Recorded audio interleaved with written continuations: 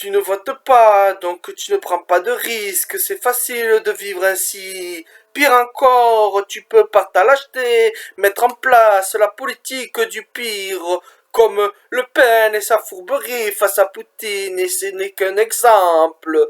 Tu joues les libertaires, tu refais le monde dans ta tête, mais tête de bite, le monde il est réel. Sors les doigts de ton cul et va bosser, feignasse, ton pays a besoin de force vive, pas de profiteurs du système. Je serais un lâche de ne pas aller voter?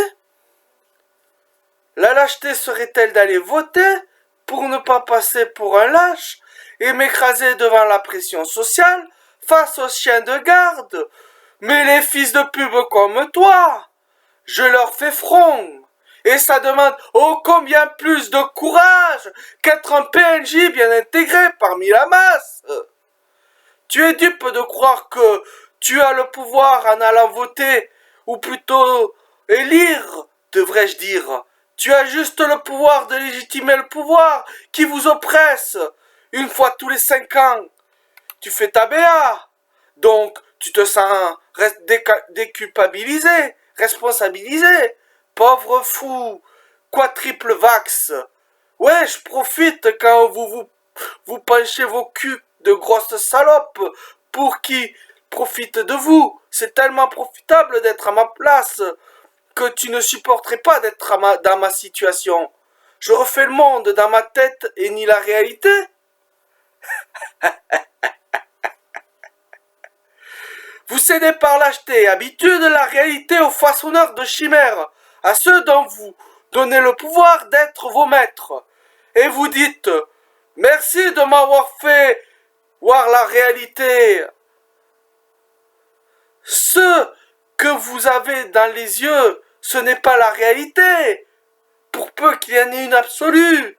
Ce qui s'impose à vos faces, ce n'est rien d'autre qu'une éjaculation faciale. Vous vous laissez dicter la réalité. Mon utopie élève mon âme. Quand vous stagnez, pourrissez dans votre dystopie, vous vous pensez au-dessus du résultat de l'expérience 1000 grammes. Vous êtes encore à croire que l'herbe est plus verte chez votre voisin? Que faire d'un peuple pareil? Voilà en partie pourquoi je suis misanthrope. Trop de personnes comme toi sur Terre. J'en viens parfois avoir des envies d'holocauste nucléaire. Restez dans votre délire, c'est bien. Vos sectes qui ne s'assument pas et se permettent de faire la chasse aux sorcières, à dire que tout ce qui dérobe trop de leur pensée dominante est une secte, donc un danger à bannir et à éliminer. Allez vous faire un suffragé et gigoter comme des gros cons dans la tourbe où vous vous enfoncez. Je ne changerai pas la société moi tout seul, non.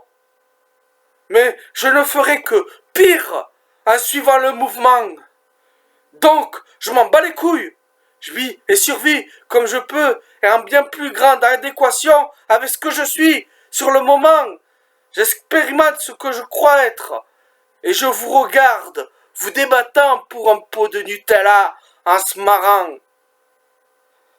Donc, merci, mais sans façon. Je vivrai et crèverai à ma façon, face à mes choix assumés, comme un réel individualiste.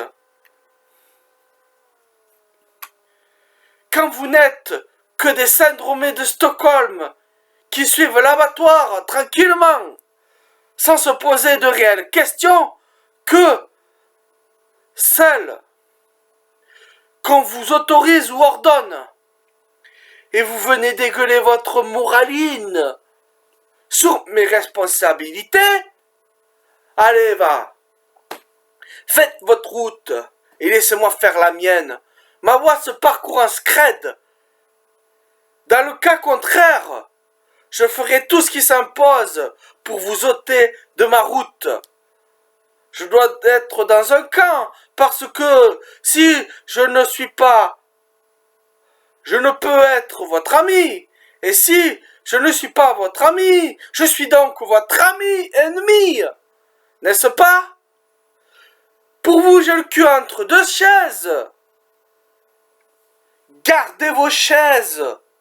Ce sont des vierges de fer. Il ne me viendrait pas à l'esprit, tant qu'il est encore sain, de me mutiler dans vos moules mortifères. Je m'assois par terre. Tel Diogène, je vous pisse à l'arrêt et vous somme de sortir de devant mon soleil.